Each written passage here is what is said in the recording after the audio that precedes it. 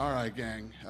Shane Mosley, Ivan Ortiz, performance of the nights, and then the fight of the night was Rodriguez and Katz.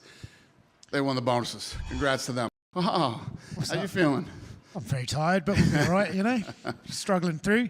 Talk to us about the main event. Amazing finish at the end there by Mosley, but talk to us about the performance and how you felt the night went. Great finish by Mosley, yeah. Yeah, I mean, he got right in the pocket, traded with him, and, you know, fought the type of fight that favors Bochuk and got the finish. Incredible performance by him. He then made the most of his time on the microphone afterwards. He called out Callum Walsh, you know, another Zuffa boxing prospect.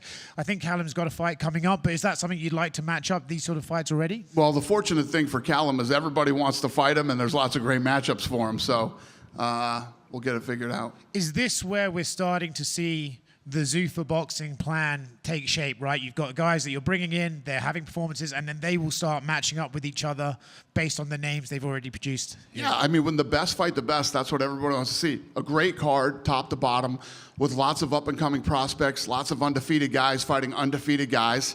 Nobody has to worry about being cut or their money being changed with a loss. And, you know, that's how it works. Was that Oscar De La Hoya said that was it, right? It was contractually What did Oscar De La Hoya say? I think I'm right. Nothing smart. I think he said that you could alter their pay if they lose a fight here in Zuffa boxing.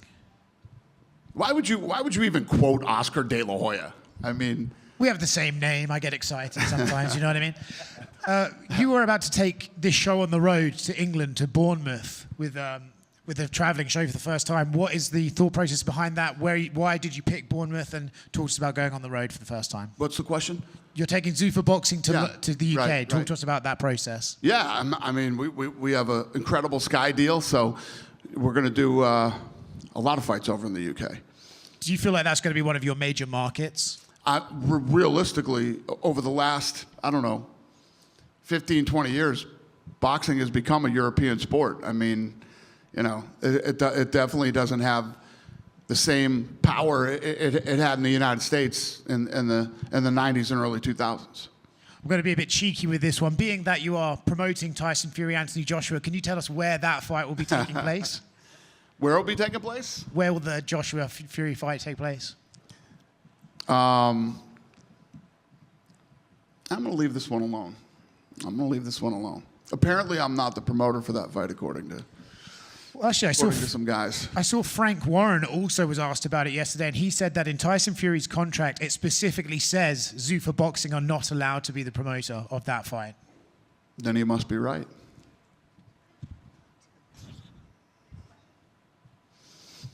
That it? Yeah.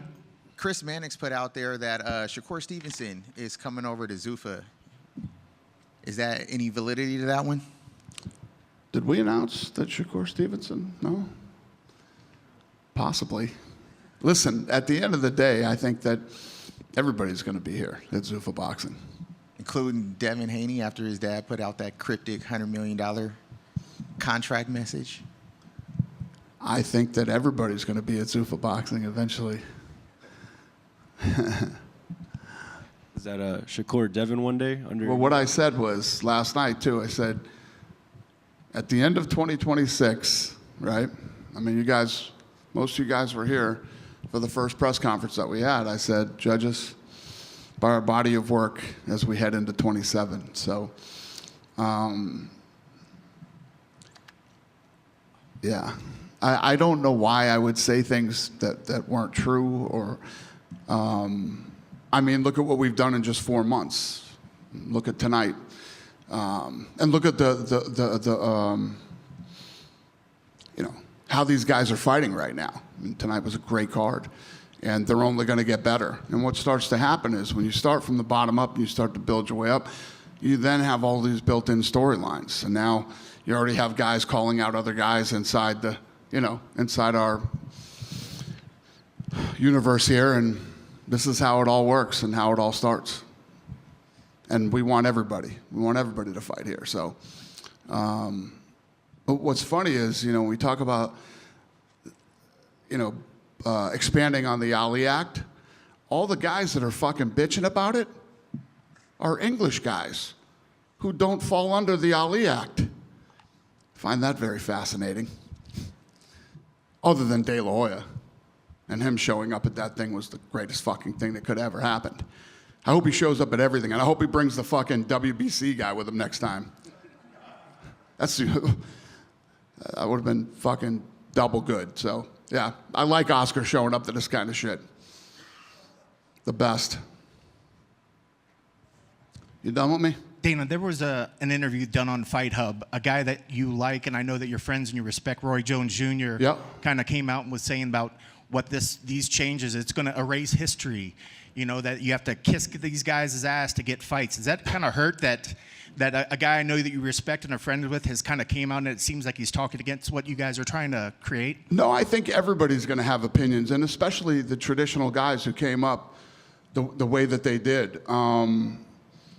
I don't know whose ass you got to kiss around here to get fights. Probably got to be Ish or Harrison or somebody. But I think that if you asked any of the, when Roy says something like you got to kiss their ass to do this and that, I think that if you asked any of the fighters, you know, they would tell you that we treat them very well, treat them like professional athletes, and any of the interactions that I've had through Ish and Harrison has been nothing but respectful, and so I don't know where that's coming from, but I do like Roy, and but everybody's entitled to their opinions, and I'm sure when you come into a business and you start to cause disruption, you're going to ruffle some feathers. It's going to happen. Just a question to take you back to the event last night. It was a great event that you had out there in Newark. All the crazy shit that happened with Hamzat and Strickland, is it still pretty cool about the sport and nature of the sport that you can have two guys that seem like they absolutely hate each other, but then when they get done throwing fists at each other, there was a lot of respect. And did you like to see that? And do you feel like you don't have to worry about those two right now, maybe if they're in the same room? Well, one of the many things that I love about combat sports is, I mean, the unique type of badass, mentally, physically, and emotionally that you have to be to compete in this sport. And when you look at all the things that were said by those two leading up to that fight, normal people like us can never even imagine what it must feel like when you have to walk out of that tunnel and then go, you know, deliver in front of the entire world. It's part of what makes combat sports so unique and badass, and the athletes that compete here, you know, amazing. I mean, if you look at everything that was on the line tonight for Boachuk and Mosley Jr., and they went in there and they just fucking went at it, and Shane walks out the way that he did tonight. It's awesome. There's just nothing like combat sports, the best sport in the world, and yeah, I highly doubt that we have a new and improved Sean Strickland. I'll believe it when I see it, but I'm not buying it. I was just going to ask that. It seemed at the end of the night, granted, his nose looked like it was broken, but it looked like he was a mellowed out version of Sean Strickland. Do you think we're going to see a little bit different Sean? He came out in the week and apologized. I think going through what they both went through leading up to this fight, I think that night, you know, all the emotion comes out after the win, and yes, he broke his nose in the first round. I think that was. I think we saw that much of Sean Strickland last. I don't know how long that will last. If that's where he's headed now, nobody's happier than me. I promise you that. But I'm not buying it. Thanks, Dana. All right. Conor Ben's been calling out Ryan Garcia.